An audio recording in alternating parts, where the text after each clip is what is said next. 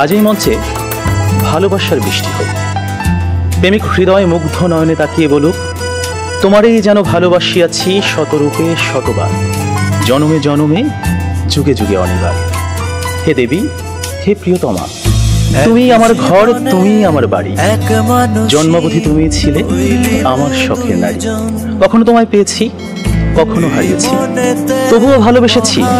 বিশ্ব সংসার তন্ন তন্ন করে খুঁজে এনেছি 108টি নীলপদ্ম। হয়তোবা তবুও কথা রাখনি তুমি। প্রেমিকের প্রেম তবু কমেনি। প্রেমিক হৃদয় জানে এবং বিশ্বাস করে প্রেম নিঃস্বার্থ, প্রেম সকল হিসেবে।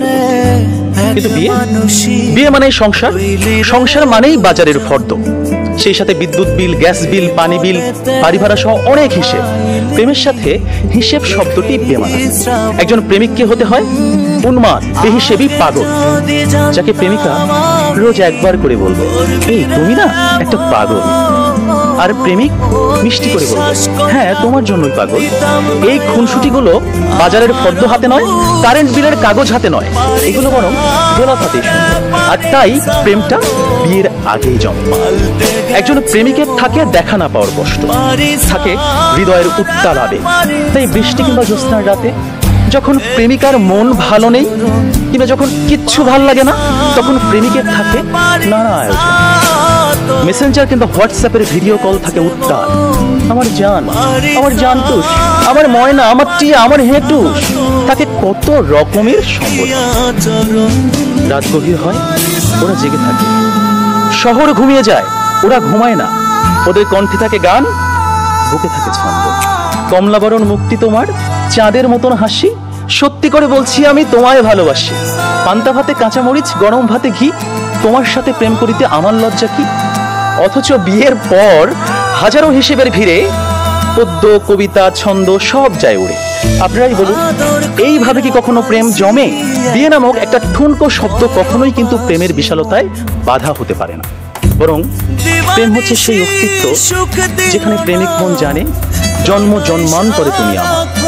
তোমার সাথে আমার বিয়ে হোক আর না হোক, তুমি আমারই ছিলে, আমারই থাকবে।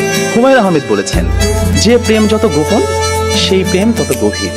কোনো এক বসন্তের বিকেলে সবাইকে ফাঁকি দিয়ে দুজনে 2 টাকার বাদাম, 1 ঠোঙ্গা ঝালমুড়ি কিংবা কোনো একটা নির্জন কফি শপে 2 কাপ কফি, বুকে দুরু দুরু ভয়, কফির ধোঁয়ায় ধোঁয়ায় প্রেম জমেছি। বিয়ের পর এই অনুভূতি পাওয়া একদমই অসম্ভব। এটা বিয়ের পরে হতেই পারে না। প্রেম হচ্ছে আইসক্রিমের মতো, যেটা ভেতরে রাখতে হয় বুকের ডিপ ফ্রিজে, তবেই কিনা এটা জমে থাকে। বিয়ের মতো পাবলিক প্লেসে এগুলো গলে যায়, এগুলো নষ্ট হয়ে যায়। বউ এবং প্রেমিকার মধ্যে রয়েছে বিস্তৃত পার্থক্য। বউ হচ্ছে সেই মহিলা যিনি মনে করেন সব দোষ স্বামী। তিনি মনে প্রাণে বিশ্বাস করেন একমাত্র তিনি বলেই এই লোকটার ঘর করে যাচ্ছেন, অন্য কেউ হলে চলে যেতেন। তিনি মনে করেন তার জীবন শেষ হওয়ার জন্য একমাত্র দায়ী হচ্ছে স্বামী নামক এই গর্ধব লোক। অথচ প্রেমিকা কিন্তু একজন দেবী। প্রেমিকা হচ্ছে কোমলমতি সেই নারী যার মুখ অবয়বে থাকে শান্তির দূত। বিয়ের আগে প্রেম জমে, বিয়ের পর প্রেম কমে, এটি নিয়ে বিতর্ক হতেই পারে না। এটি তো দিনের আলোর মতো সত্যি। কারণ প্রেম হয় প্রেমিকার সাথে, বউয়ের সাথে হয় সংসার। প্রেমিকাকে আদর করে বউ বলে ডাকা যায়, তাকে লোকের কাছে বউ বলে পরিচয় করিয়ে দেওয়া যায়। কিন্তু কখনো বউকে কি শুধুমাত্র প্রেমিকা বলে লোকের কাছে পরিচয় করে দেওয়া সম্ভব? সাহস আছে আপনাদের? সর্বনাশ হয়ে যাবে, ভাত বন্ধ হয়ে যাবে। সুতরাং বিয়ে নামক একটি ঘটনার পর প্রেমিকাই থাকে না। যেখানে প্রেমিকাই থাকে না, সেখানে প্রেম জমবে কিভাবে?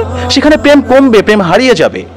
আবার প্রেমিকের দেয়া 2 পয়সার আলতা, কাঁচের চুড়ি কিংবা সস্তায় কেনা শাড়ি, এগুলো প্রেমের সময় প্রেমিকার কাছে থাকে আদরের, থাকে ভালোবাসার, থাকে যত্নের। কিন্তু বিয়ের পর বউয়ের কাছে এগুলো হয়ে যায় চোখের বিষ। একজন সত্যিকারের প্রেমিকের প্রেমের উপন্যাসে বিয়েই কখনো শেষ পৃষ্ঠা হয় না। কারণ তারা জানে কোনো প্রেম না পাওয়াতেই পূর্ণতা খুঁজে পায়।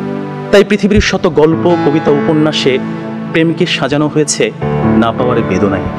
আর এজন্যই প্রেমটা আসলে বিয়ের আগেই, অর্থাৎ না পাওয়াতেই জমে। তাই অবশেষে আমি বলতে চাই, আমি যদি তোমাকে পাই তাহলে বিয়ের পর আমি হয়ে যাব দায়িত্বশীল পুরুষ।